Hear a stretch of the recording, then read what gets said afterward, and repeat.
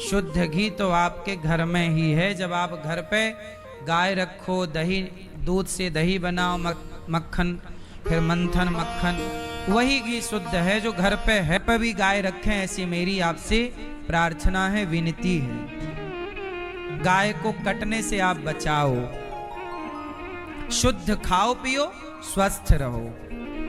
गाय अपने आप में एक डॉक्टर है। गाय के रोम रोम में देवी देवताओं का वास है। आजकल लोग गाय का मजाक उड़ाते हैं, अरे बोले तुम तो गाय का मूत्र पीते हो। भाई गाय का मूत्र तो हमारे राम जी भी पिए हैं, गाय का मूत्र तो हमारे भगवान कृष्ण भी पिए हैं। हमारे यहाँ गौमूत्र पीने की परंपरा है। आप कोई भी यज्ञ करोगे तो पंचगव्य आपको पिलाया जाएगा। गाय की 5 चीजों से पंचगव्य बनता है। मैंने एक दिन और बोला था, पंचगव्य को पिए बिना आप यज्ञ के अधिकारी नहीं होंगे, है ना। तो गाय तो नहीं, अब अच्छे बुरे ना जोड़ो, कर्म है वो क्या है, कर्म बड़ा है। कर्म तो है, कर्म है। फिर चोर कर्म कर रहा है, फिर कसाई भी रोज कर्म कर रहा है, गाय काट रहा है, बकरा काट रहा है, तो फिर वो कर्म बड़ा, तो वो अपना कर्म कर रहा है। क्यों भैया, कर्म बड़ा तो वो कर्म ही तो कर रहा, लेकिन उसके कर्म से उसे पाप मिल रहा है। कसाई के कर्म से क्या मिल रहा है, पाप। चोर के कर्म से क्या मिल रहा है, पाप। पर उसके कर्म में धर्म नहीं है। चोर के कर्म में कर्म तो है, पाप मिल रहा है, पर उसके कर्म में धर्म नहीं है। जिस कर्म में धर्म नहीं होगा वो कर्म आपको पापी बना देगा। इसलिए वही कर्म करो जिस कर्म में धर्म हो।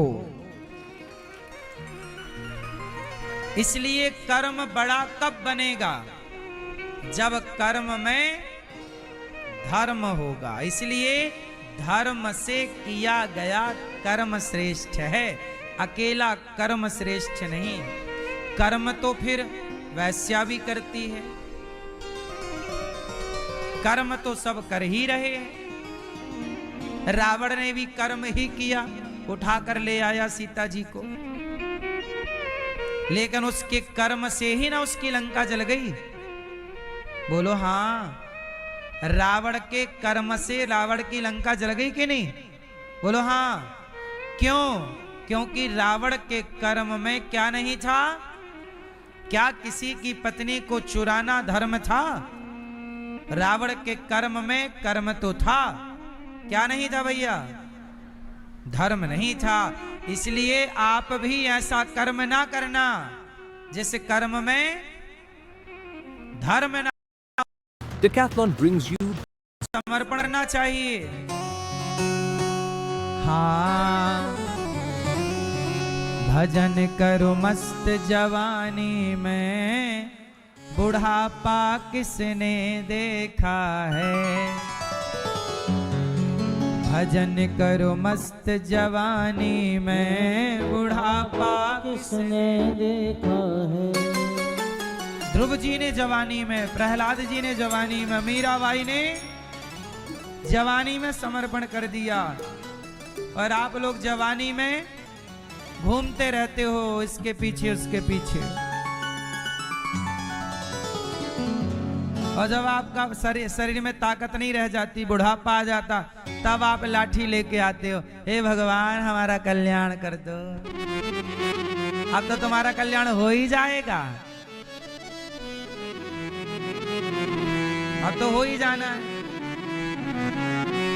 जब तक आदमी में ताकत होती है तब तक भगवान की तरफ नहीं देखता, जब तक तो बोलता है मैं ये मैं वो। और जब देखा कि अब तो कमर टूट गई, अब तो चला नहीं जा रहा है, आदमी फिर डरन के मारे भगवान में समर्पण करता कि अब तो यमराज जी मारेंगे डंडा।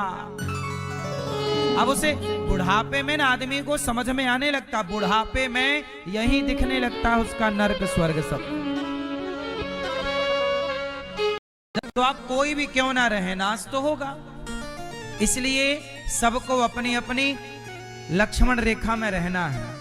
कौन सी रेखा में, मर्यादा की रेखा में। सबकी अपनी एक मर्यादा है, सबकी अपनी एक मर्यादा। हम सबको अपनी उस मर्यादा में रहना है, कोई भी मर्यादा का उल्लंघन ना करे, ना पुरुष करे ना स्त्री करे, कोई ना करे।